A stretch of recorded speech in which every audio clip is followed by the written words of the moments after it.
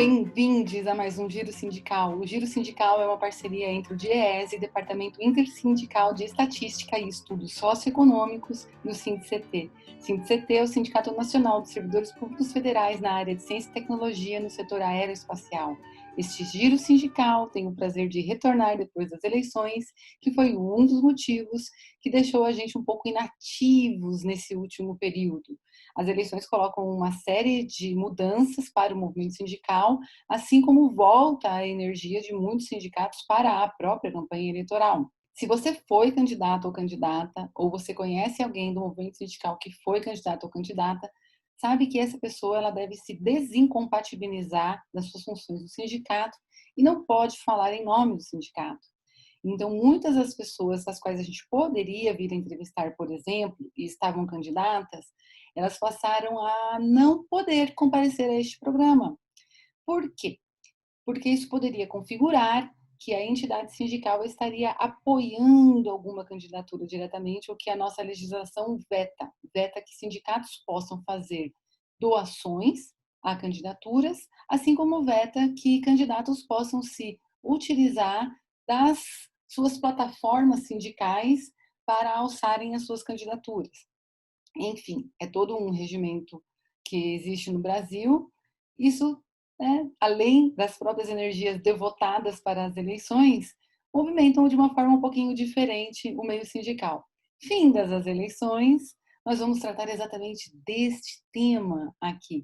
E para isso nós trouxemos um cientista político, Fernando Alves de Cristo, que está em Ilhabela, é um filho aqui do Vale do Paraíba, para a gente falar desse tema, tanto em nível nacional, quanto aqui no Vale do Paraíba. Essa entrevista, já vou avisar, ela está um pouquinho mais longa do que usualmente nós costumamos fazer, porque simplesmente o Fernando tinha muitas informações sobre todos os municípios do Vale do Paraíba. São 39 municípios, e esse número de informações tão grande que ele tinha não cabia numa entrevista de um formato de meia hora, 40 minutos. Então, fôlego, porque eu acredito que essa vai ser a grande análise das eleições na nossa região, que vai vir a público e que pode ser usada e distribuída por todos nós que queremos entender mais um pouco esse processo e nos informar melhor a respeito dos resultados. Fernando, muito obrigada por mais uma vez estar aqui conosco no Giro Sindical. Você já é um reincidente desse programa. E eu já vou começar com uma pergunta aqui para você. O que saiu das urnas em 2020 para as eleições municipais nessa conjuntura tão ímpar que a gente tem agora? Boa noite. Desde já gostaria de agradecer, Renata, pela oportunidade, pela iniciativa de tratar de um tema assim extremamente caro à minha pessoa, que são as questões dos dados eleitorais pós-eleição, né? Costumo dizer que a minha profissão é banalizada ao longo do tempo por meio dos analistas da Globo News.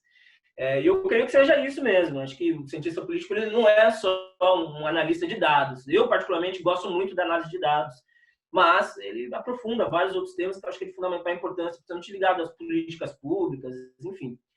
Mas a pergunta que você fez é sobre o cenário. Eu acho que um cenário pós-apocalíptico, acho que é muito mais fácil de vislumbrar e de ver de que forma, como as urnas falaram, de que forma as urnas nos disseram em que caminho o Brasil, os municípios vão caminhar. Eu acho que me permita fazer até por uma questão de raciocínio, uma questão que eu acho que é basilar nessa discussão, que nós vamos aprofundar agora durante esse tempo da entrevista, é a gente entender profundamente aonde foram os votos de cada partido. Acho que ali a gente já traça um pouco do entendimento do que está por vir para 2022, por exemplo, e não só 2022 por meio das eleições, mas o que está por vir relacionado às nossas lutas do nosso cotidiano, dos próprios sindicatos e das nossas lutas diárias. Então, os principais assim, jornais eles foram bastante homogêneos no balanço dos resultados das eleições municipais. É óbvio que não dá para a gente não tirar de prisma um fortalecimento do centro político ou da centro-direita. Centro-direita essa que foi linchada das últimas eleições em 2016, em 2018, desculpa, Portanto, a centro-direita ela vinha de 2016 uma eleição municipal extremamente significativa para ela, tentou em 2018, por meio das eleições nacionais, e foi linchado devido à polarização que houve. Portanto, eu entendo que eles ressurgiram de uma pseudo-cinza. Tá? E eu acho que assim, esse fortalecimento do centro político, do centro-direita, enfim, ela se dá principalmente em relação à extrema-direita, no caso, que está posto a nível nacional, e à esquerda, ou centro-esquerda, como queiram nominar. Eu não vou entrar nas questões conceituais aqui do que é centro-esquerda, esquerda, enfim. Eu acho que é um assunto um pouco mais além. Mas só para que vocês entendam, assim, isso que eu acho que é importante, os 212 milhões de habitantes do Brasil, eles são divididos em 5.570 municípios. A maior parte dessa população é concentrada em grandes cidades, com um grande número de municípios minúsculos. Existe até uma piada interna entre nós da ciência política que alega que o MDB, o M de MDB é municipalista. O MDB, por muito tempo, foi o partido com maior representatividade nos municípios. Isso diz muito também sobre o número de deputados que eles elegem antes de 2018. É óbvio que a eleição de 2018 foi muito atípica em todos os sentidos. Mas diz muito sobre o número de deputados que eles elegem, justamente por essa capilaridade dos municípios que eles têm. Mas eu acho que é importante a gente trazer à tona um dado que eu não tenho visto a classe dos cientistas políticos tratarem, que é um dado extremamente significativo e que nós, ligados aos movimentos, ligados aos partidos, temos que ficar muito atentos, que é com relação à abstenção. Ela atingiu a maior taxa do último quarto de século. Só para que vocês tenham uma ideia, em 2016, nós tivemos 144 milhões de eleitores com abstenção de 17,58. Em 2020, nós tivemos 147 milhões e 900 eleitores e a abstenção foi de 23,48. Se nós votos brancos e nulos, esses números eles saltam aos olhos. A soma dos votos, tanto do Boulos quanto do Covas, ultrapassou um pouco mais de 2 milhões e 800 tal. Anulações e votos em branco somaram 3 milhões e 600, só para vocês terem uma ideia. E aí, quando eu trouxe à tona a questão dos votos, aonde os partidos atingiram esses votos, enfim, eu acho que é de fundamental importância. Tem várias pessoas que gostam da palavra autocrítica, e eu vou trazer a questão da autocrítica sobre uma ótica. Eu particularmente não gosto dessa palavra. Uma palavra, primeiro, que soa desonestidade, segundo, que soa não compreensão da política institucional burguesa, da democracia burguesa. Mas, enfim, também não vamos aprofundar isso. Mas eu gostaria de tratar sobre o jeito dos locais de votação e quais são os votos daqueles partidos nesse georreferenciamento, tá? E aí é importante a gente observar características do eleitorado, do comportamento eleitoral e como ele se comporta em áreas específicas. Só para que vocês tenham uma ideia, na área mais branca do país, São Paulo, DEM e PSOL tiveram mais votos para vereador. Só para que vocês tenham uma ideia. A mais preta, por exemplo, que é lá no Maranhão, lá numa cidadezinha da Bahia, que agora me fugiu agora o nome, lá o voto mais significativo foi do Podemos e do PL. Esse que nós vamos aprofundar, principalmente aqui no Vale do Paraíba, que teve uma capilaridade de prefeitos eleitos e de vereadores eleitos extremamente significativo. Então, eu acho que os dados eles também confirmam uma questão que é muito interessante, que é o crescimento do Republicanos, que era o antigo PRB esse que participou ativamente de alguns governos progressistas, por meio do José de Alencar, enfim, mas que nasceu dentro da Igreja Universal. E isso infelizmente reflete nos dados eleitorais. Por quê? Eles também confirmam o crescimento do Republicanos em cidades com o maior número de evangélicos. Por que eu falo isso? Porque o censo ele é muito específico. Quando o IBGE divide o país em pedaços de pelo menos 400 domicílios. E por isso que esses dados eles são assim, comprovados metodologicamente falando, quantitativamente quanto qualitativamente falando, tá? E aí, só para demonstrar um outro exemplo para vocês de como a capilaridade dos votos de alguns partidos é significativa em determinadas regiões, um outro exemplo bem importante para que vocês compreendam, e eu vou mostrar dois extremos, tá? Jardins e Pinheiros, que tem uma renda média mensal de 8.076, enfim, portanto, a mais alta da cidade do Brasil, 19% dos votos válidos foram candidatos do Novo este partido, que vem com uma ideia de Estado mínimo, enfim, seguidos por 15% que votaram no PSOL, 10% no PSDB, 8% no PT. Nós vamos para o Jardim Santa Terezinha, no extremo sul da capital.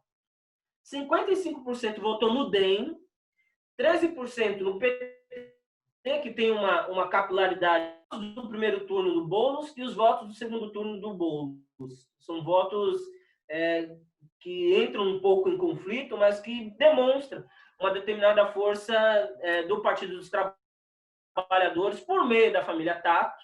E aí, se vocês pegam a Câmara de Vereadores da cidade de São Paulo, elegeu um monte de Tato. Parece que é uma família Tatozinho, né? Tem vários Tatos. E acho que isso é também importante para a gente trazer à tona, o quão ainda o PT, o quão ainda, por meio do Tato, ainda teve essa capilaridade de votos, principalmente na periferia, no extremo sul. 4% no PSOL. E esse dado é muito engraçado de como o Novo ele tem esse entendimento e conseguiu entrar no comportamento eleitoral das pessoas. 0,4% do eleitorado de Santa Terezinha votou no Novo. É muito louco quando a gente fala sobre o comportamento eleitoral, por quê? Porque o comportamento eleitoral ele nada mais demonstra aquilo que entra em conflito com a realidade da pessoa. Portanto, a realidade daquela pessoa que mora no Santa Terezinha é uma realidade que depende extremamente do Estado. Portanto, a partir do momento que 0,4% novo, isso é muito significativo, tá? E aí, só para finalizar essa parte da análise, enfim, eu acho que é importante que a gente entender que os partidos históricos burgueses, do chamado centro, por exemplo, o MDB conquistou mais, o PSDB conquistou 519, 525, coisa assim. Mas também eles sofreram alguns revés, que eu acho que é importante a gente colocar outro aspecto. Por quê? Porque eles concentravam o poder do centro. Agora, o centro deu uma capilaridade esse outro centro. E esse outro centro, ele é chamado de centrão, ele é um aglomerado de siglas bem desconhecidas, como PP, PSD, o PL, o PSC. Normalmente, principalmente eleições a nível nacional, elas fazem parte de uma mesa de negócios. Essa é a palavra. Portanto, boa parte dessas siglas são siglas de aluguel, e eu acho que isso é importante a gente tratar também. E aí eu vou tratar um pouco sobre uma questão de um pouco de esperança para o nosso campo, com o campo progressista, enfim. Essas últimas eleições, eu sei que é difícil trazer um pouco de acalanto nesse dado momento, mas trabalhando com dados, ela demonstra uma outra questão. Essas últimas eleições, elas foram marcadas por um movimento à direita do eleitorado, mas a porcentagem de votos, por exemplo, do Partido dos Trabalhadores em 2016 foi de 6,8 milhões, portanto, 5,7. O mesmo percentual em 2020 foi de 6,97, ou seja, 6,2. Portanto, há um crescimento exponencial, é óbvio, né? Mas portanto, o PT ele disputou o segundo turno em 15 das 50 maiores cidades do país. Tá certo que não ganhou em nenhuma capital, isso é grave. Eu acho que o próprio Partido dos Trabalhadores tem que fazer uma própria releitura da sua inserção nas capitais. Mas, ao mesmo tempo, ela ocupou o primeiro lugar em 7 das maiores cidades do país. Em 2016, por exemplo, o PT elegeu apenas um prefeito no grupo das maiores cidades. Hoje já não tem mais esse dado, perdeu. Mas eu acredito que o bolsonarismo, sim, sofreu um revés mais drástico de todos. Por que eu falo isso? Todos os candidatos importantes, explicitamente apoiados pelo Bolsonaro, e aí eu acho que é bom a gente separar Bolsonaro de Paulo Guedes. A pauta Paulo Guedes foi vencedora, o bolsonarismo não. Por que eu falo isso? O Paulo Guedes, ele e ele tem um entendimento e tem essa articulação com os partidos do Centrão. O partido do Centrão tem a mesma pauta econômica do Paulo Guedes. Portanto, o Paulo Guedes, se a gente compreender sobre uma questão macro, é um vencedor. Já o bolsonarismo, estrito sensu falando, que é aquele que pede intervenção no STF, enfim, aquelas que não acreditam em vacina, essas coisas, eles sim foram extremamente derrotados. Por quê? Em nenhuma cidade na qual o Bolsonaro apontou o seu candidato foi vencedor. E aí eu acho que é importante a gente trazer, por exemplo, a questão do Crivella, mas principalmente a questão do Celso Russomano em São Paulo. Por quê? O Celso Russomano, historicamente, sempre começa com 30% das urnas, mas dessa vez ele não superou os 10%. Portanto, aquele bojo que o Bolsonaro elegeu em 2018, com 3 governadores, 52 deputados federais, 76 deputados estaduais, naufragou em 2020 nas principais cidades do país. Tá? Então, eu acho que esse que é um panorama assim, particular meu, e eu gostaria de falar um pouco sobre a eleição de São Paulo, sobre a ótica do avanço da esquerda por meio da figura do Boulos. Ele teve, por exemplo, no primeiro turno, 20% dos votos válidos, que é quase 1.800.000. Contra 1.080.000, contra 1.750.000, 33% do Bruno Covas. E aí eu acho que é importante também o PT entender que boa parte do eleitorado do PT voltou-se para o Boulos, devido até a própria má escolha interna do PT com relação ao Tato. Portanto, eu acho que até a nossa classe, com relação a isso, acertou, assim, vinculou a imagem de uma esquerda jovem, com 38 de idade, do Boulos, contra uma figura desgastada do Tato, que foi secretário, foi deputado federal, mas que tem uma imagem desgastada ainda na cidade de São Paulo. Portanto, acho que esse fenômeno é muito importante. O PSOL, por exemplo, conquistou 4 municípios. Em 2016, foram apenas 2. Acho que outro dado importante. 88 cargos de vereador em todo o país. Ganhou em Belém do Pará, a cidade mais importante do norte do país.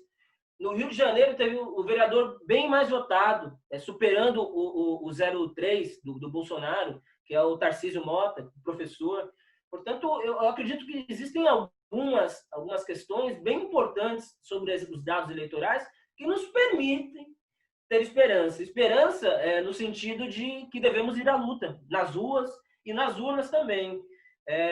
Mas que a luta nunca acaba, mas que eu acho que esses dados nos levam a crer que a gente tem espaço, que a gente tem penetração ainda em um número significativo de pessoas, e que eu acho que é isso que é importante nesse processo. Fernando, eu pensei em várias coisas aqui para te perguntar enquanto você fazia a sua explanação, e acho que todas elas já renderiam várias outras conversas, mas a gente vai fazer então agora boa parte dessas conversas, que a gente não vai perder essa oportunidade. Uma das coisas que você falou, você ao fazer a análise, você chamou a atenção para as abstenções, né? Eu gostaria que você qualificasse um pouco mais o que você pensa a respeito disso. Se você pensa que é uma falência do sistema democrático, se você pensa que é um desinteresse da população, se você pensa o que isso quer dizer. Também o dado na capital paulistana, foi do nível das abstenções, foi o que mais chamou a atenção, né? Foi realmente algo que saiu da série histórica que vinha sendo desenvolvida. E além de te perguntar sobre como você qualifica a abstenção, acho que uma outra coisa também muito relevante é o entendimento de como funciona a eleição municipal do ponto de vista do eleitor. Por exemplo, eu perguntei para uma pessoa em quem ela ia votar e ela me disse o seguinte: eu vou votar em fulano de tal, que é quem está nos ajudando aqui no bairro a regularizar a nossa situação. Ela não sabia o partido dessa pessoa, ela não sabia, no momento em que eu perguntei, sequer o nome da pessoa. Essa pessoa estava sendo indicada pela associação do bairro e ela sabia que ela ia votar no indicado da associação do bairro, mas ela não sabia. Eu acho que isso não é exceção, né? Acho que isso acaba sendo um dado muito importante. E quando você vai fazer a análise, você qualifica isso em termos de partido. Então, como que funciona, como que você analisa esse funcionamento dos partidos, né, numa eleição que ela é tão próxima e ela acaba tratando de ações que são tão, assim, vamos dizer assim, eu não acho que é irrelevante a regularização do bairro, então eu não quero tratar como uma coisa menor, porque às vezes, na verdade, é a coisa mais importante que pode acontecer na vida daquela pessoa, é ela ter uma rua asfaltada, porque a casa dela é cheia de pó, e ela tem uma criança com doença respiratória, por exemplo, né? Não quero tratar isso como uma miudeza, mas entendendo que ela tem esses contornos, né? E não é miudeza, mas tem esses contornos, né? Então, essa coisa da abstenção e essa coisa de como é que a gente vê essa eleição vamos dizer assim, enfim, num espectro como esse. Não consegui qualificar porque eu não quero fazer desqualificação com a demanda das pessoas, né? Vamos lá, sobre as abstenções. Eu não acredito muito que seja a falência da democracia burguesa. Eu não vejo dessa maneira. Eu tenho comigo que as abstenções é uma sinalização da falência da classe política em si. Mas da democracia burguesa, não. Justamente porque aí eu vou chegar na reta final, porque a democracia burguesa se sustenta desse tipo de clientelismo que você falou na segunda parte da sua entrevista, da sua pergunta. Mas a questão das abstenções, principalmente nas cidades grandes, enfim, eu acredito, principalmente na cidade de São Paulo, houve uma abstenção porque houve uma polarização, certo? Portanto, tinha um candidato que ele se auto-intitula da social-democracia, do antigo PSDB do vô dele, do amigo do FHC, do Goldman, enfim, contra, e que depois teve essa ruptura e que virou o PSDB do Dória, que é um pouquinho diferente, mas que tem nuances daquele antigo PSDB. E teve a candidatura do Boulos, que representava a esquerda, enfim, a centro-esquerda, com o advindo do PT, do PDT, na frente, no segundo turno. Existem pessoas, por exemplo, o PSL, que nesse inteirinho teve a deputada, que não é nossa, mas enfim, é a representante do nosso Vale do Paraíba, que se posicionou favorável ao voto crítico no Covas. Mas muitas pessoas do PSL eram favoráveis ao voto nulo, ou se abster dessa votação. Então, nós tivemos um voto significativo de pessoas que não queriam participar, como se fosse um Pôncio Pilatos. Lavei minhas mãos, já que nós temos duas candidaturas que não nos representam. Uhum. Esse mesmo fenômeno já não aconteceu no Rio, que é engraçado, porque lá nós tivemos o Crivella e o Eduardo Paes, e boa parte da esquerda e da centro-esquerda fez um voto crítico no Eduardo Paes. Coisa, por exemplo, que eu não sei se nós faríamos, o campo progressista faria com relação a São Paulo. Mas lá no Rio foi feito esse voto crítico para com o Eduardo Paes. Então, essas questões de abstenções, ela foi a nível nacional, é óbvio, mas eu tenho comigo que é muito mais a falência da classe política e o cenário de segundo turno que houve em algumas cidades, do que a própria falência da democracia burguesa em si. Por que eu falo da própria democracia burguesa em si? Porque a democracia burguesa em si, ela sustenta e ela se alimenta desse voto de cabresto. E aí eu vou chegar na segunda parte da tua pergunta. Por que eu falo isso? Justamente, as eleições municipais, elas têm uma característica do voto de cabresto. É o voto de quem deu o auxílio, é o voto de quem ajudou a um emprego, é o voto de quem deu uma cesta básica em um momento de dificuldade, é o voto de quem regularizou o bairro, é o voto de quem forneceu ou deu caminhos para a compra de uma casa por meio do financiamento municipal, enfim.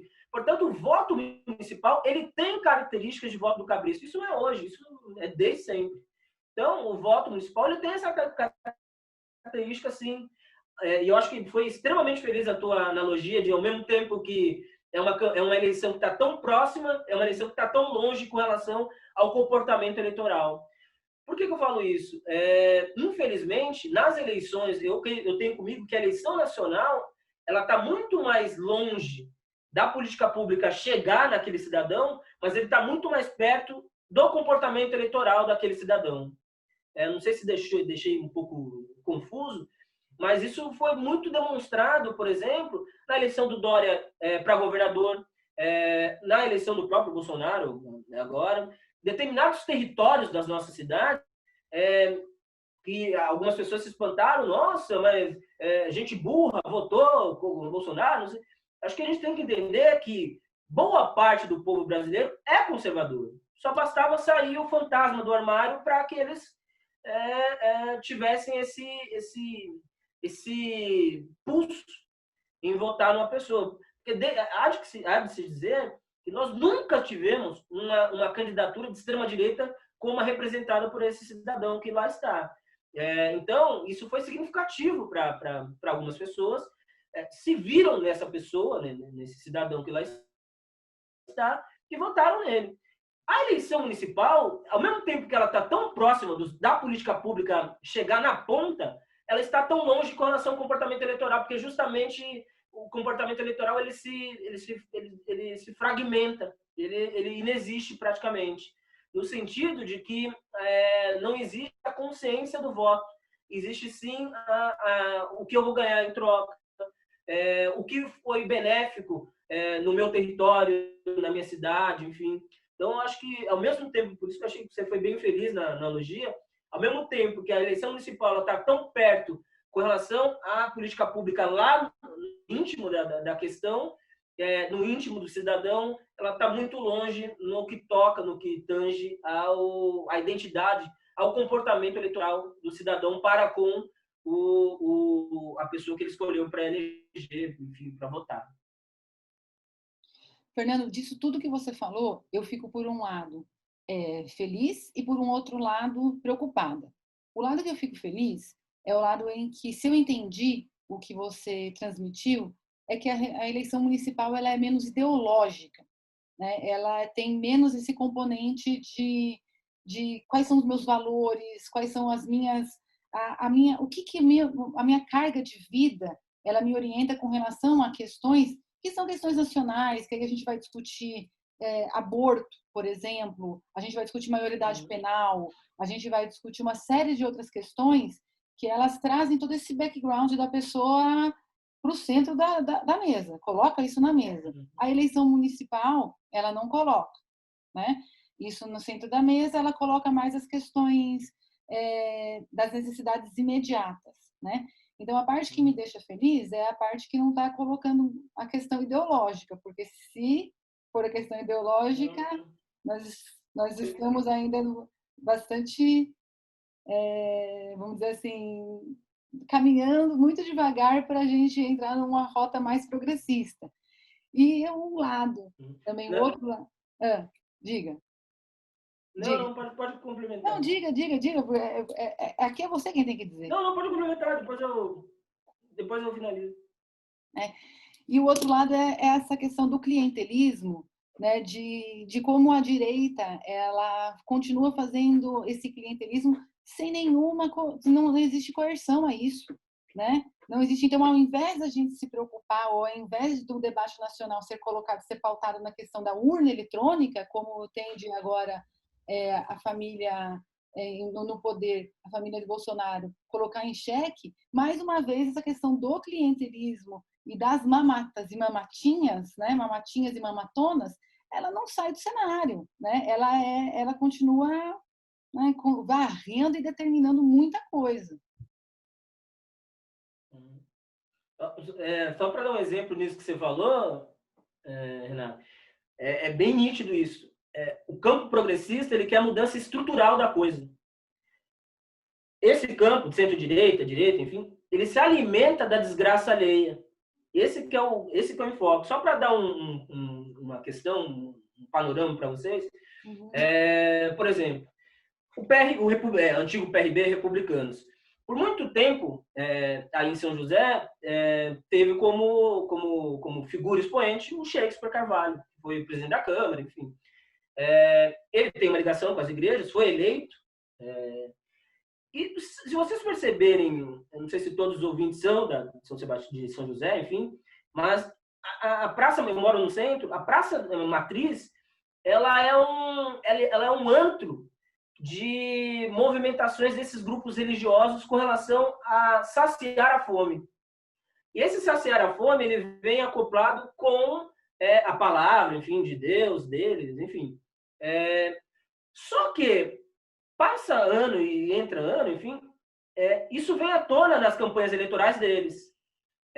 Portanto, eles sobrevivem da desgraça alheia, eles não querem mudança estrutural, eles querem justamente isso, mudar mensalmente a cesta básica, mas a mudança estrutural em si dá a possibilidade, por meio da política pública, para que aquela pessoa consiga, de alguma forma, sair daquele processo, que é muito difícil, principalmente no que tange a moradores de rua, enfim.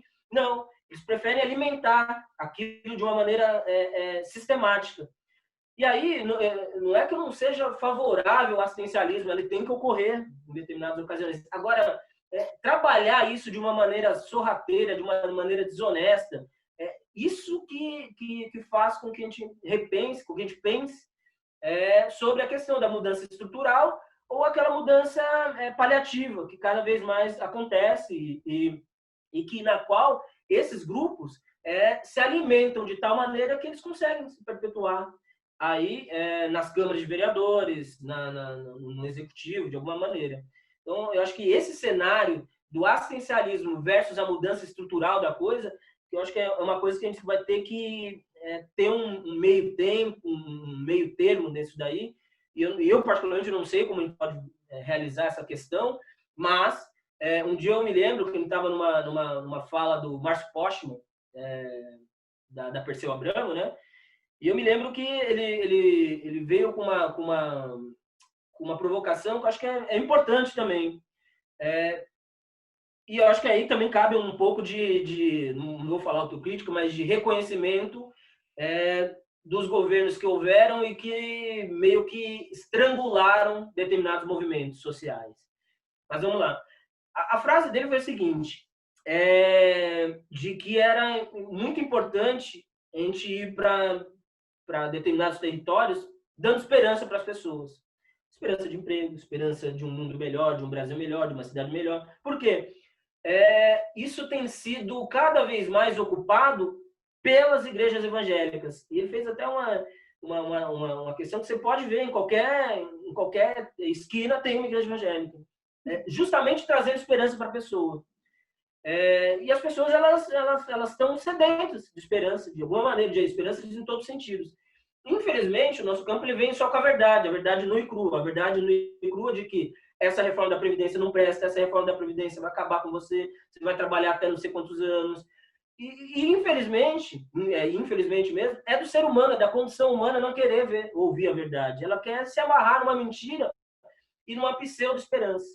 Então, ao mesmo tempo que eu trago essa frase, essa provocação, eu acredito que é importante a gente trazer a verdade, mas também trazer esperança em meio a essa verdade que está posta aí, de que, infelizmente, a reforma da Previdência acabou com a maioria com a maioria da sociedade, com os trabalhadores, e que cada vez mais tende a piorar se vier nessa toada do governo que aí está, enfim, e dos governos estaduais que aí estão, principalmente no Sudeste.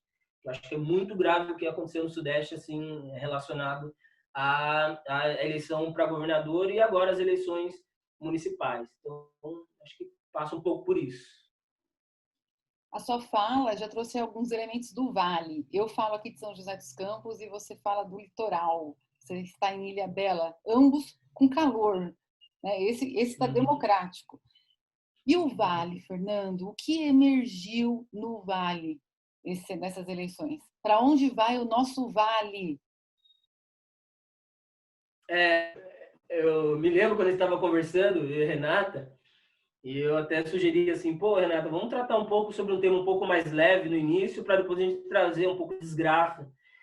Mas vamos falar sobre o Vale, Vale do Paraíba, Litoral Norte, enfim, Serra da Mantiqueira, Vale Histórico. Acho que é importante a gente ter um pouco essa noção do que foi, do que saiu das urnas.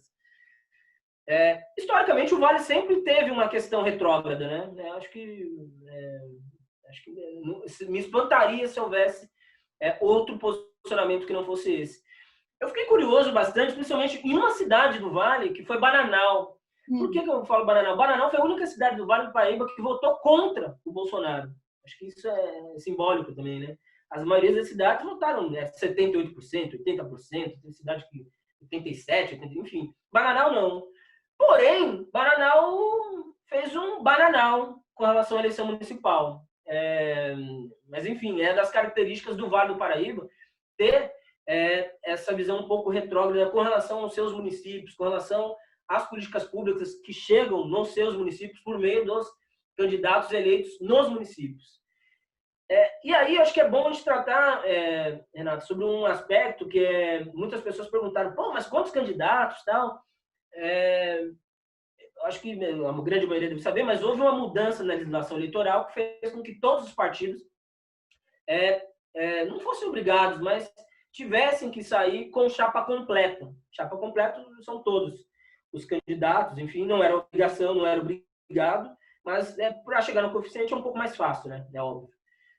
Só existe um caso que aí que eu vou citar, foi justo aí em São José, que não saiu com a chapa completa e elegeu assim, quando eu falo chapa completa, com menos um terço da chapa, por exemplo, eles saíram e elegeu um.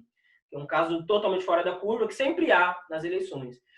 Mas com a nova legislação eleitoral, nós tivemos 6.881 candidatos no Vale, concorrendo nos cargos de prefeito, vice-prefeito, vereador, sendo que 202 candidatos eles disputaram a eleição para as 39 prefeituras da nossa região administrativa do Vale do Paraíba.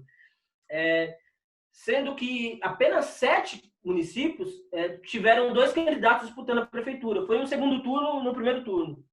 E todas as cidades, claro, com menos de 21 mil moradores, cidades pequenas, enfim. Nos demais 32 municípios, a eleição majoritária, que é a eleição para prefeito, ela contou com 3 candidatos ou mais. Só para vocês terem uma ideia, eu estou aqui na Ilhabela fazendo um trabalho na prefeitura, enfim, com relação à Lei Aldir Blanc, para auxílio emergencial da cultura, e eu vi bastante assim a política local aqui na ilha. Aqui na ilha nós tivemos 9 candidatos, uma cidade que tem 40 mil habitantes, mas que tem uma renda per capita que é uma das maiores do país. Então, também essa ânsia do executivo para chegar lá e ter todo esse recurso também é intrínseco a essa questão. Taubaté, por exemplo, teve 10, Jacareí teve 11, São José teve 11, Caçapava teve 12, Ubatuba 14, uma coisa assim muito louca. Ubatuba 13, na verdade 14, mas Ubatuba teve o atual prefeito, o Sato, que é do PSD, no sábado o juiz eleitoral indeferiu a candidatura dele. Ele foi para a urna, mas zerou. Então, ele foi para a urna, então 14 candidatos, mas, na verdade, mesmo que ele fosse, teria 13 candidatos, porque o voto dele zerou.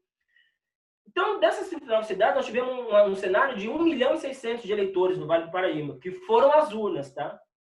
Para escolher prefeito, vereador.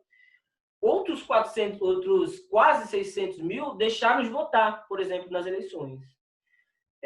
Um dado importante, acho que é significativo, Taubaté, ela foi a única cidade da região que teve um segundo turno. Foi realizado agora no dia 29, né? Teve a vitória do Saldi, do MDB.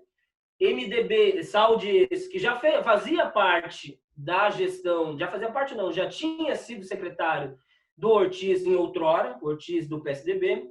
Acho que só para deixar um pouco nítido qual foi o cenário em Taubaté para que se chegasse nesse segundo turno, teve a candidatura do governo, que foi o Eduardo e Rosa, que foi o secretário de governo do Ortiz por 8 anos, e a Rosa, que foi secretária de saúde do Ortiz também, se eu não me engano, por 8 anos ou 4 anos.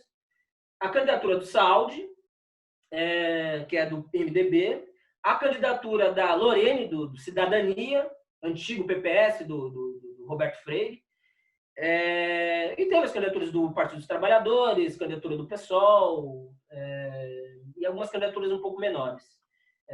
As mais significativas foram essas 5, tá? E acho que o que aconteceu no segundo turno em Taubaté foi justamente a Lorene, ela tentando cada vez mais desgastar a imagem desgastada do governo Ortiz, e o Saldi subindo cada vez mais, ao ponto do Saldi conseguir ficar em primeiro, a Lorene em segundo e a candidatura do PSDB em terceiro. Porém, no segundo turno, muda-se, as coisas ficam um pouco diferentes. O PSDB não deu o apoio declarado, mas era óbvio que a candidatura do PSDB era muito mais alinhada do Saldi do que da própria Lorene. Então, deu no que deu Saldi, né? Foi uma campanha importante. Por que eu falo que foi importante? Porque ela trouxe um outro dado que eu vou aprofundar um pouco mais lá na frente, sobre as candidaturas representativas de segmentos identitários. Tá? Foi a única candidatura a nível de legislativo eleito aqui no Vale do Paraíba. Então, mais lá para frente, eu vou dar uma aprofundada nisso. E aí, só para demonstrar para vocês a força do PSDB ainda na nossa região, essa força foi muito nítida na eleição para governador do estado de São Paulo, onde o Dória teve a maioria, as 39 cidades votaram majoritariamente no Dória para governador.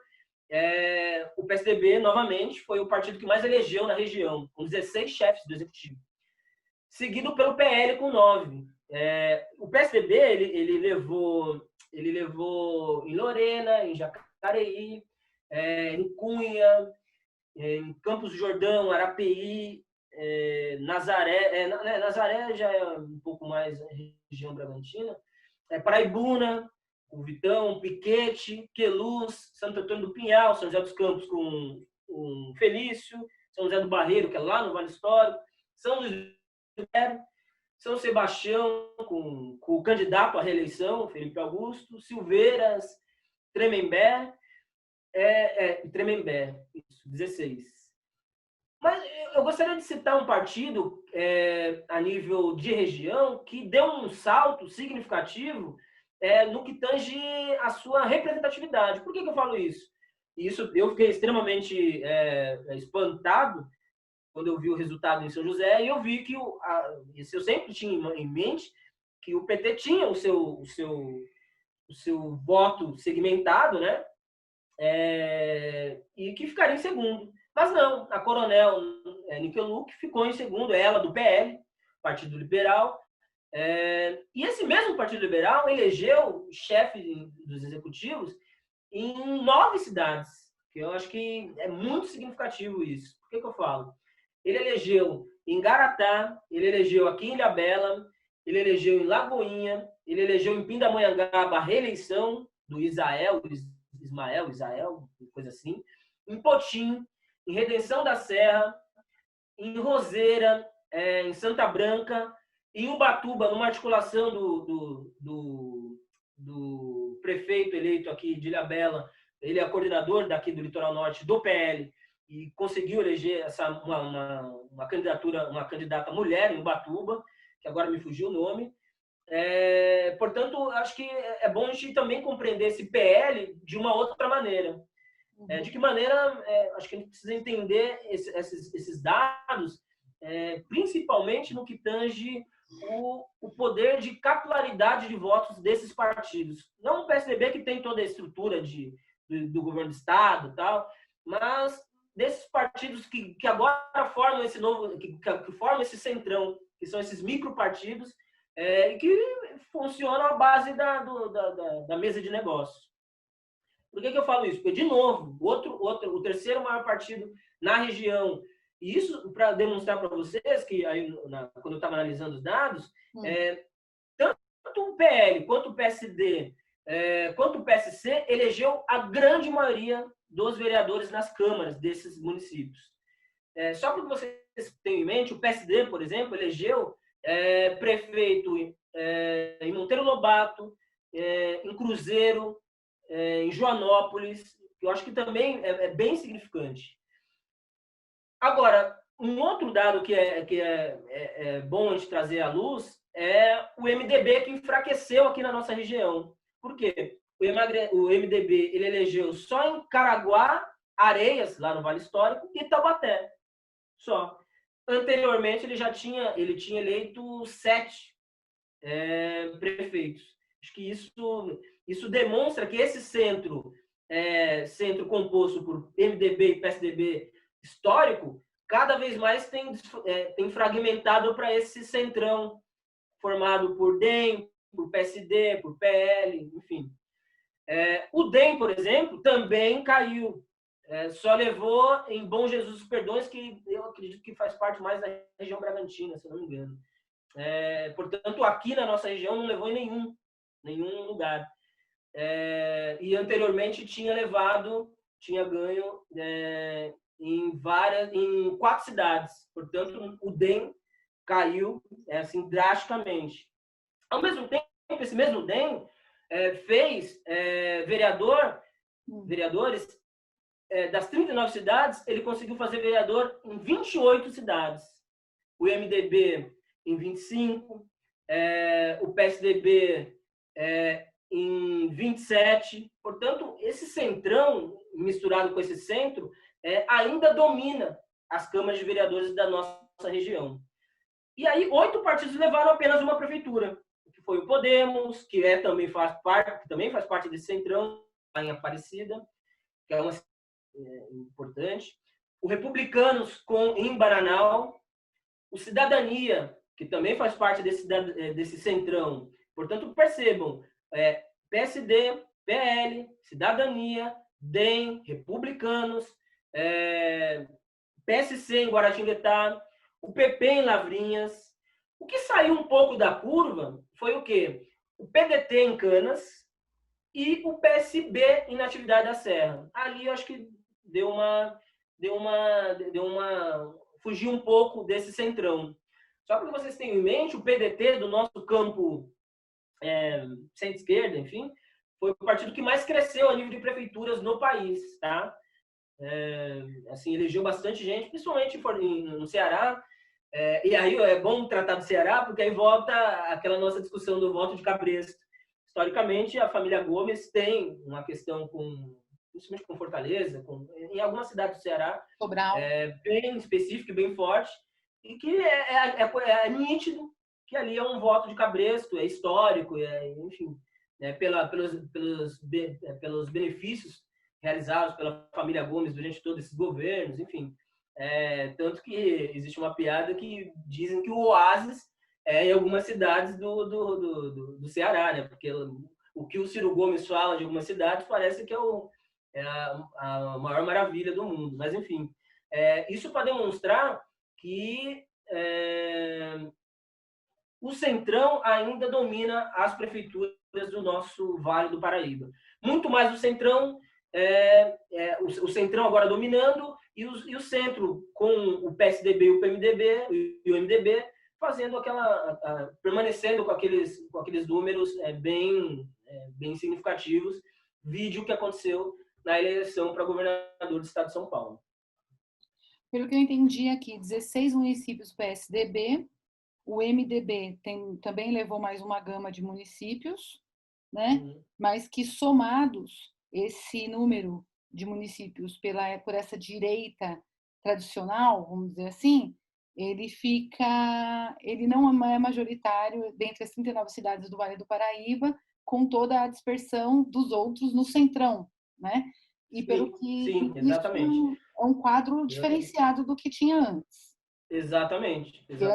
E isso eu acredito que vai refletir na eleição para governador do estado de São Paulo. Não sei de que maneira, mas eu acredito que vai refletir. E aí, me permita abrir um parênteses. Eu acho que eu falei, pode ser que eu tenha falado alguma besteira. Justamente porque o Centrão ele vive na base do negócio. Então, é muito fácil o PSDB chegar e distribuir cargos, secretarias e trazer esse Centrão para fazer uma grande frente para o governo do Estado de São Paulo. Então, pode ser que a questão para o governo do Estado de São Paulo continue a mesma do que nós estamos vivenciando há mais de 24 anos. Eu espero que não, mas pode ser que sim. Uma outra questão, Renato, dos 30 prefeitos 30 prefeitos concorreram à reeleição no Vale do Paraíba e levaram. Isso também é significativo.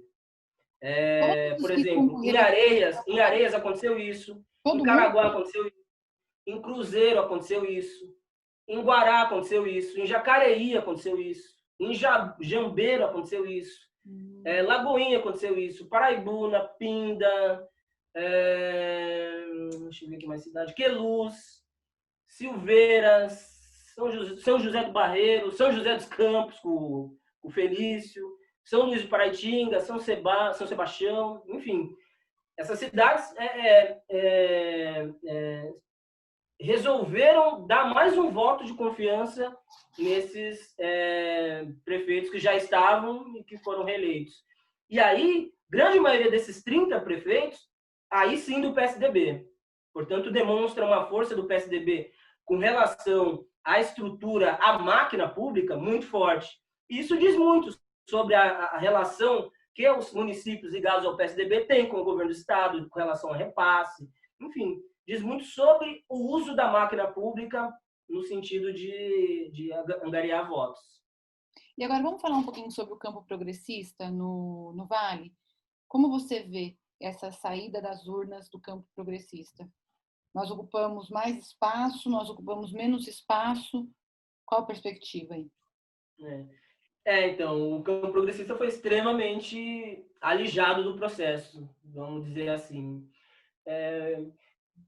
Eu tenho comigo que o campo progressista ele demonstrou nos municípios unidade no que tange a sigla a determinadas siglas com outras siglas fazendo uma aliança. Por exemplo, vou dar um exemplo aqui na Ilha Bela.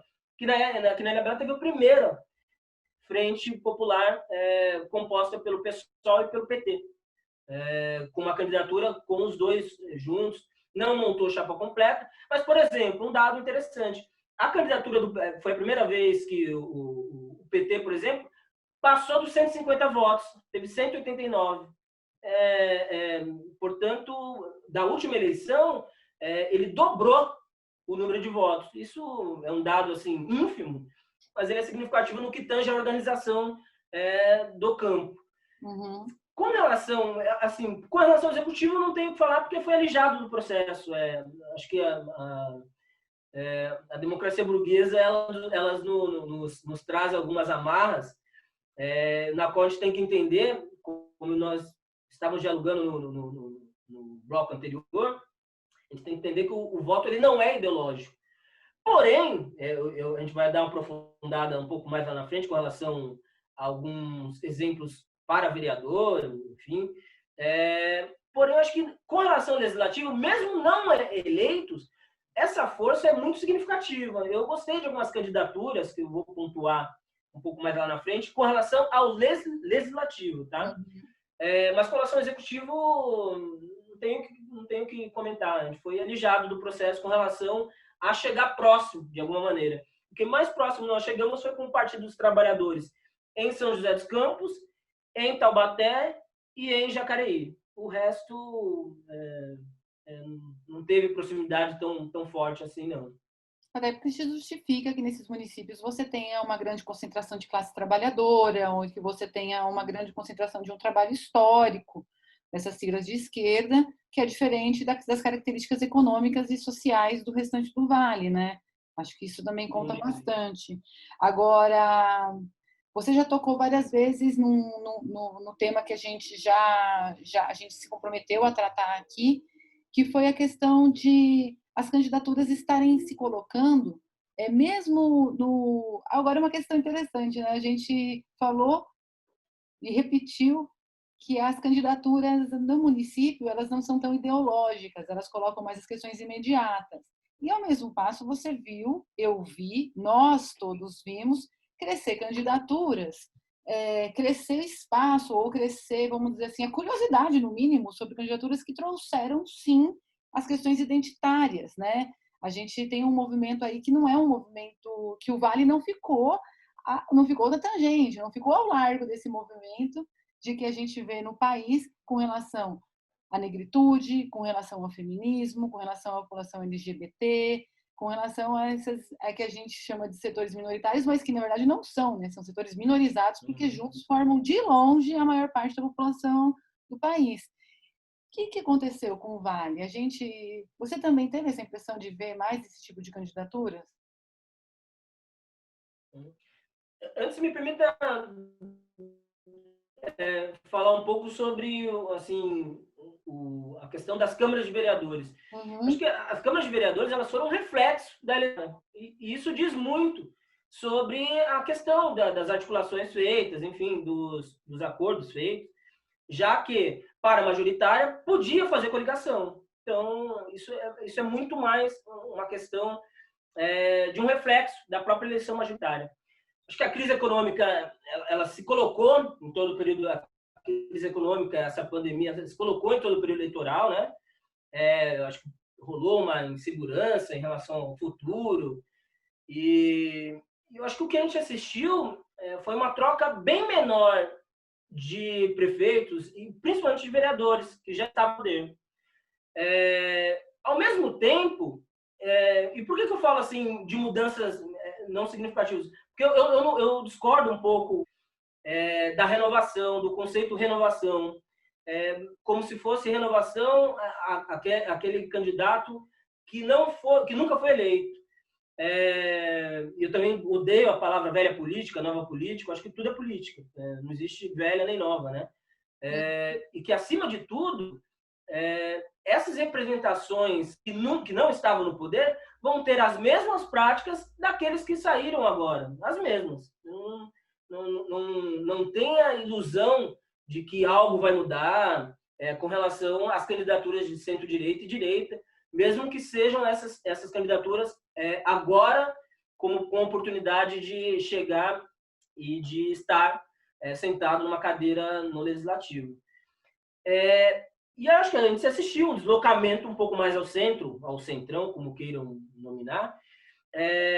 Por exemplo, e aí, só para trazer um dado, houve essa pseudo-renovação em 66% das câmaras municipais do nosso Vale do Paraíba. Eu tenho comigo que essa renovação ela diz muito mais sobre o sistema eleitoral vigente do que um próprio sentimento de mudança da cabeça do eleitor. Por que eu falo isso? Porque esse novo sistema eleitoral ele fez com que vários candidatos, pessoas assim bem fortes de voto, minguassem com relação ao número de votos. Por quê? Porque fez com que os partidos tivessem chapa completa e aquele assessor dele teve que sair candidato, aquele líder comunitário que apoiava, o presidente da associação de bairro, que apoiava o outrora vereador, teve que sair candidato, e isso vai tirando voto cada vez mais. E essa falta de diálogo do nosso legislativo, essa falta de representatividade do nosso legislativo ficou agora presente. São de 66% do cenário do que estava posto e do que foi eleito. Agora, trazendo a questão das candidaturas identitárias, enfim, como queiram denominar, eu acho que o Vale ele teve alguns exemplos significativos. Eu acho que é importante a gente pautar e entender de que maneira isso se deu. Por exemplo, o eleitor tabatiano é um dos mais conservadores da nossa região. Tanto que elegeu o Bolsonaro com mais de 80%, o Taubaté fez, enfim. Contudo, ele deu uma demonstração, não vou falar de quebra de paradigma, mas de entendimento sobre essa pauta identitária, chegar no centro da discussão, que eu acho que é bem expressivo. Por quê? Foi a única cidade que elegeu um coletivo de pessoas, uma mandato compartilhado, com quem não nominar, né? Uma candidatura coletiva, enfim, que era formado por mulheres e LGBTs, que foi a Elisa Representa Taubaté, uma candidatura do Cidadania, antigo PPS, eu não vou entrar no mérito da sigla, mas enfim, e também, claro, pegando muitos votos, indo na toada da Lorene, que tinha saído como da cadeira do Legislativo, portanto, ela tinha um número significativo de votos, queira ou não. Eu não sei se ela colocou o dedo nesse coletivo, no sentido, ó, esses são os meus candidatos, mas foi uma onda bem interessante e que foi eleito. Portanto, é um mandato, agora mandato, né, coletivo de 3 pessoas, formado por mulheres e LGBTs, e que vai estar ocupando a Câmara de Taubaté, tomara que pautando as coisas e não deixando que determinados assuntos como identidade de gênero, escola sem partido, comece a ser pautado na Câmara Municipal de Taubaté. Isso vai ser extremamente significativo. Espero que eles tenham esse intento de que lado eles estão, mesmo fazendo parte de um partido extremamente dúbio, certo? Eu acredito que essa onda ela foi protagonizada assim, pelo PSOL, acho que na cidade de São Paulo. Eu tive uma oportunidade ímpar no começo do ano. Eu dou aula no cursinho popular da Uneafro, lá aí de São José dos Campos, né, da Luiz Amarim. E no começo do ano, antes da pandemia, nós fomos para um quilombo, lá em Eldorado, a cidade onde o dito Cujo nasceu. E é um território extremamente interessante em todos os sentidos, é um quilombo extremamente importante para o nosso estado, que nos governos populares do Partido dos Trabalhadores teve uma série de linhas de crédito nesse sentido, para que desse oportunidade para que esses quilombos conseguissem salvaguardar as suas tradições, enfim. E lá eu conheci um pessoal do quilombo periférico que foi eleito na rabeira do pessoal em São Paulo, mas foi eleito, que é um conjunto de pessoas, maioria negros, LGBTs, enfim, e foi eleito. Então, acho que o pessoal, desde da eleição anterior para deputado, quando elegeu a bancada ativista, eu acho que tem pautado isso de uma maneira extremamente importante, e eu tenho comigo que isso vire jurisprudência eleitoral, em todos os sentidos, porque não sei se todos sabem, mas as candidaturas coletivas ela vai com um nome para a urna, e aí existe, é como se fosse um hackeamento do sistema. E aí todos os candidatos eles buscam voto em torno daquele nome que vai para a urna, mas que lá para frente será um mandato coletivo, compartilhado, enfim. Isso já tinha sido feito aí em São José, por meio da candidatura Jéssica Marques, que foi para a urna, atual, se eu não me engano, e tinha as outras candidatas também formando uma candidatura com co-deputadas. No princípio, eu vou trazer 2 exemplos dessas candidaturas coletivas e representação de uma, como você bem disse, de uma maioria oprimida, e não de uma minoria. Eu gostaria de trazer exemplos da candidatura identitária por meio da Jéssica e da candidatura coletiva por meio da Ingrid Sado Muitas. Eu acho que a Jéssica Marques, a professora, foi extremamente importante o número de votos dela. Por que eu falo isso? 5.167 votos. Uma das vereadoras bem mais votadas de São José, só não eleita devido ao sistema eleitoral. E aí, novamente, eu venho para ir, não sei se cabe dar um puxão de orelha, mas, enfim, falar da importância da consolidação da formação de base, da construção de base. Por que eu falo isso? O pessoal aí em São José ele saiu com 8 candidaturas, com 8 candidatos. O Novo saiu com 9 candidatos, certo? O Novo elegeu um vereador, sendo que a candidatura, a chapa completa, São 32 nomes, tá, gente? Só para vocês entendam, aí em São José dos Campos. A chapa completa são 32 nomes. O pessoal saiu com 8. Claro, fica muito mais difícil chegar no coeficiente. E o Novo saiu com 9. O Novo conseguiu eleger 1. O pessoal não.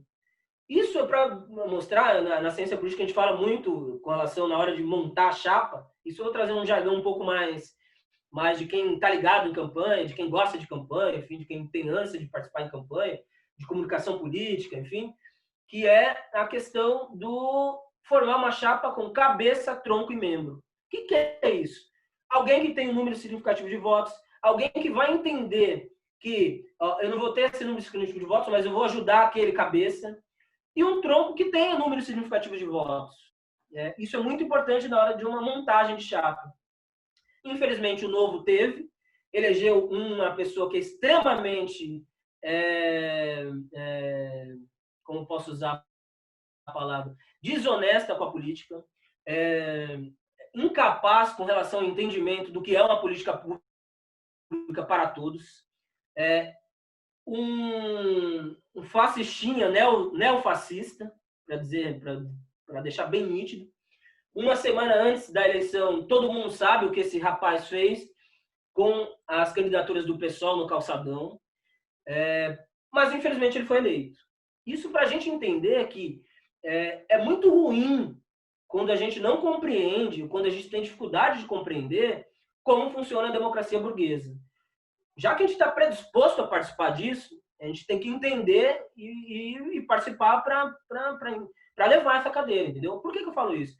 Em outrora, houve também a mesma situação com o Toninho, do PSTU, teve 7 mil votos, não foi eleito, porque o segundo, por exemplo, dele teve 800. Isso é inadmissível, gente. A gente tem que montar, na hora da montagem da chapa, a gente tem que entender essas divisões e compilar esses votos de alguma maneira e formar uma base de candidatos de uma chapa que tenha voto, que vá buscar voto nas periferias, enfim. Então, por exemplo, a Jéssica foi uma das mais votadas. Se fosse lista direta, as mais votadas, a Jéssica teria sido eleita. Existe uma legislação, um sistema eleitoral que diz sobre o tal do coeficiente eleitoral. Mas eu acho que é extremamente significativo o número de votos que a Jéssica Marques teve, a professora Jéssica. É um número que, na minha opinião, me saltou aos olhos, me causou espanto quando eu vi. Não sei se os próprios correligionários do pessoal estavam pensando nesses números. Foi um número significativo. Aposto que as novas eleições, as pessoas estarão de olho nela, assim como em outras candidaturas. E eu acredito que agora é trabalhar com essa base na qual ela tem, por meio da militância dela, de rua, que é muito significativa, de representatividade com relação aos trabalhadores da educação, dos servidores públicos. Então, eu acredito que esses 5.167 votos da Jéssica, acho que é extremamente significativo para o campo progressista no que tange a eleição para vereador. Uma outra candidatura que eu acho que também é importante de citar, que eu também não contava com esse número, foi da Ingrid de Sada Muitas, também do PSOL, teve 2.017 votos. Aí sim, uma candidatura coletiva formada por duas mulheres negras e uma trans, né? E eu acho que é importante cada vez mais pautar a questão antirracista, a questão LGBT, enfim, e trazer esses assuntos para o centro do debate público, mesmo numa cidade conservadora como a nossa. É claro que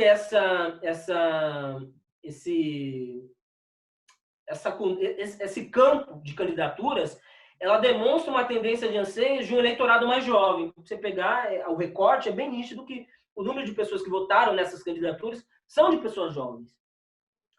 Ao mesmo tempo, eu percebi uma questão que acho que é o que nós gostaríamos de tratar um pouco mais também, que eu acho que é importante, a ausência dos representantes dos trabalhadores.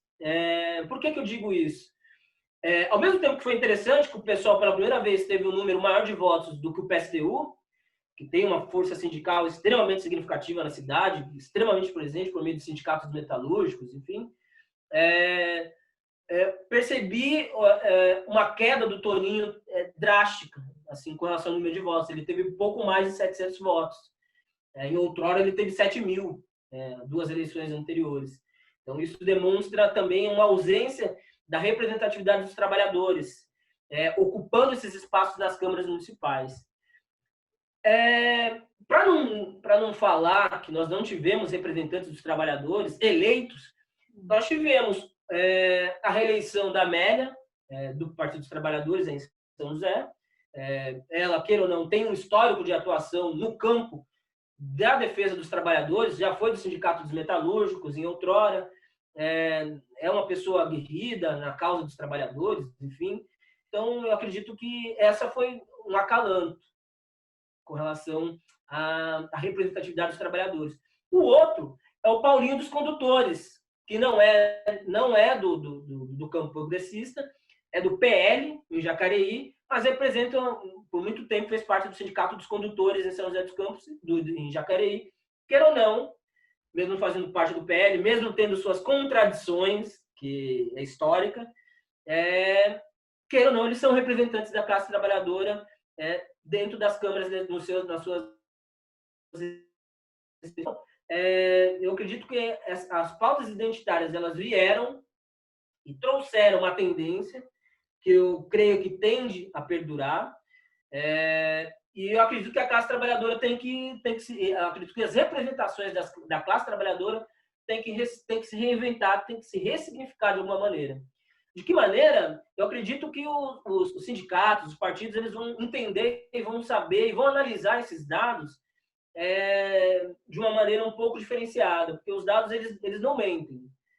A partir do momento que a gente joga esses dados, eles dizem muito sobre a capilaridade e a penetração da atuação dessas representações nos territórios. Então, se X teve 700, é porque algo faltou, eu acho que trazer esses 700 para uma autocrítica é importante, não gosto da palavra, mas acho que é importante, e, ao mesmo tempo, entender essa nova tendência das pautas identitárias e trazer as pautas identitárias para dentro dos sindicatos. Eu sei que os sindicatos eles são ambientes extremamente complicados a serem tratados esses assuntos, mas eu acho que deve ser, e eu acho que deve vir à tona, por meio desses dados, cada vez mais os sindicatos trazerem essas pautas para dentro dos sindicatos. Até porque há negros trabalhadores, há LGBTs trabalhadores, e eu acho que passa por isso. Sem dúvida, a maioria dos negros são trabalhadores, sem dúvida, a maioria da população LGBT é trabalhadora, sem dúvida, a maioria da população trans é trabalhadora, como sem dúvida a maioria da população branca também é trabalhadora, né? Então, eu quero fazer aqui uma reflexão sobre esse assunto da questão dos trabalhadores na eleição, e com isso a gente já ia encaminhando para o encerramento, mas eu vou te passar antes para fazer considerações finais, caso você queira colocar mais luz em algum ponto que você já tocou ou trazer um tema novo. Acredito, Fernando, que a classe trabalhadora como um todo, ela vem sendo muito atacada, né? Inclusive, ela vem sendo muito atacada, inclusive, enquanto classe trabalhadora. Hoje existe uma propaganda ideológica, acho que o Novo representa muito isso, que é de você substituir o trabalhador pelo empreendedor, né? Hoje você tem, por exemplo, o currículo escolar das escolas traz empreendedorismo. Isso, quem tem filhos e acompanha a formação escolar desses filhos na escola pública, já sabe que eles estão tratando disso na escola. O trabalhador, ele tem sido cada vez mais colocado naquela situação de ele é quase um privilegiado, acomodado, que se usufrui de direitos que os demais não têm. A gente tem uma série de cisões da própria classe e de um ataque tão profundo que não facilita a vida desta classe se colocar nas eleições. Mas isso também tem um caráter histórico, né, de que, salvo o próprio PT rompeu com isso, né, na história do país, rompeu com a identidade do trabalhador ser destinada só aos sindicatos, rompeu e trouxe isso para um campo eleitoral, mas eu não acredito que hoje a gente está vivendo um momento de novos ataques e um momento de uma nova reinvenção, conforme você falou. Posso ter falado algumas besteiras aqui no meu comentário, e aí eu vou passar já para você, para a gente bater uma bola sobre isso, porque me preocupa bastante, sim. Me preocupa bastante esse desgaste da figura do trabalhador. Me preocupa o desgaste que a gente viu nas eleições agora, de que muitos candidatos com essa plataforma, fulano dos condutores, fulano dos metalúrgicos, fulano de não sei aonde, ter tido poucos votos, né? Ao mesmo tempo, também quero lembrar e colocar aqui uma incógnita, aqui, ou uma situação de análise particular. A própria Jéssica, que você citou várias vezes aqui, que foi uma candidatura que teve uma expressão muito grande em São José dos Campos, ela se apresentava como professora também, né? Ela não estava fora dessa, inclusive ela é parte do sindicato dos servidores, né? Então ela acho que foi uma das poucas candidaturas que conseguiu fazer essa junção aí de identidades, né? Talvez seja por esse caminho aí que passa essa reinvenção, né? E ela mesma uma mulher muito jovem, né? Acho que ela não tem mais que 25 anos, é uma mulher muito jovem. Então, vamos tentar entender, e se eu falei muita besteira sobre a questão da participação da classe trabalhadora nas eleições, você está aqui, você é o profissional e eu sou a palpiteira, tá bom? Então, está contigo agora. Vamos lá. Me permita, concordo plenamente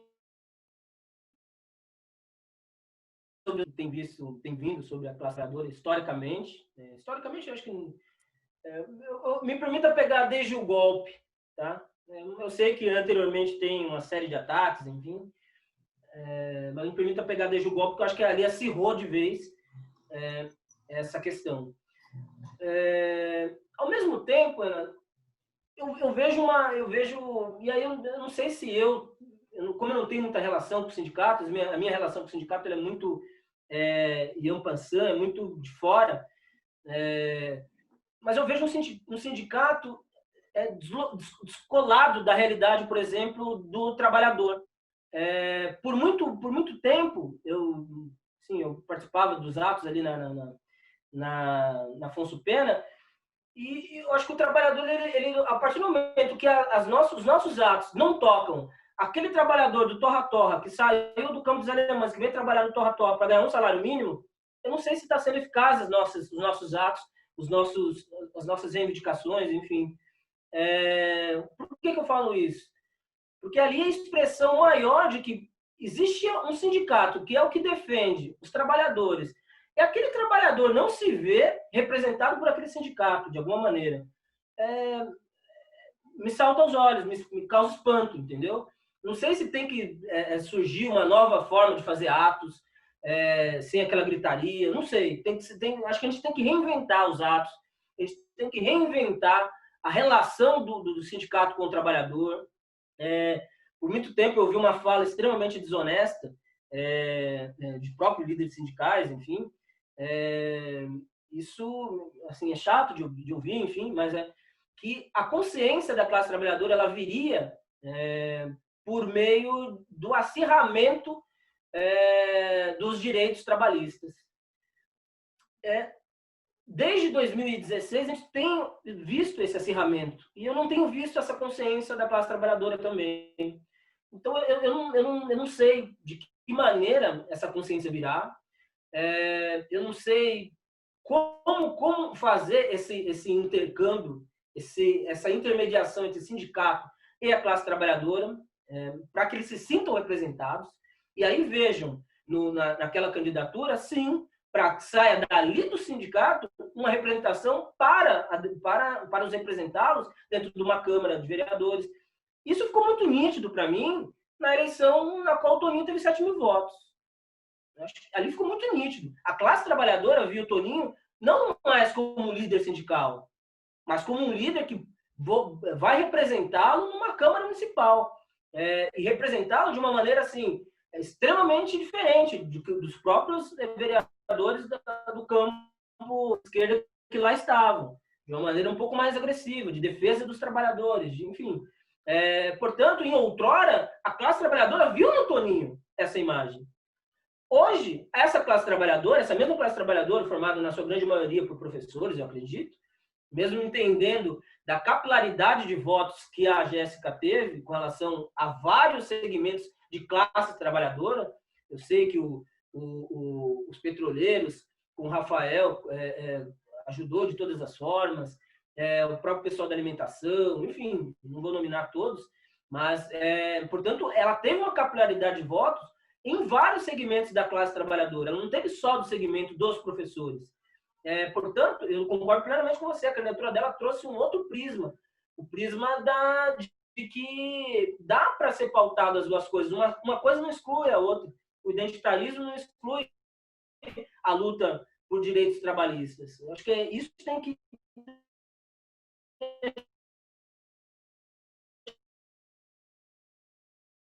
viu no Toninho uma representação para a Câmara.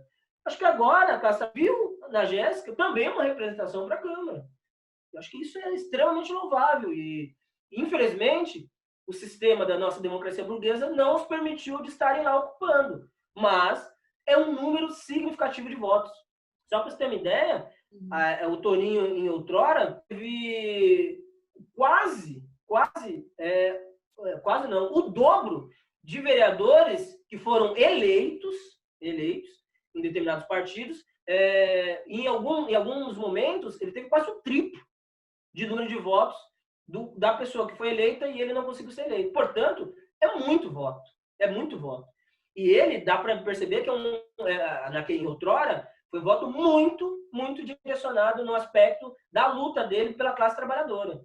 Assim como acho que agora com a Jéssica também houve essa transferência. Eu não quero mais a Jéssica, eu quero a Jéssica aqui no sindicato, na verdade, lutando pelos direitos dos trabalhadores, mas também quero a Jéssica representando lá na Câmara Municipal de São José dos Campos. Acho que isso que definiu esse número significativo de votos da Jéssica agora e de outrora no Toninho. Então, eu acredito que essa relação dos sindicatos com a classe trabalhadora e eleição, claro, né?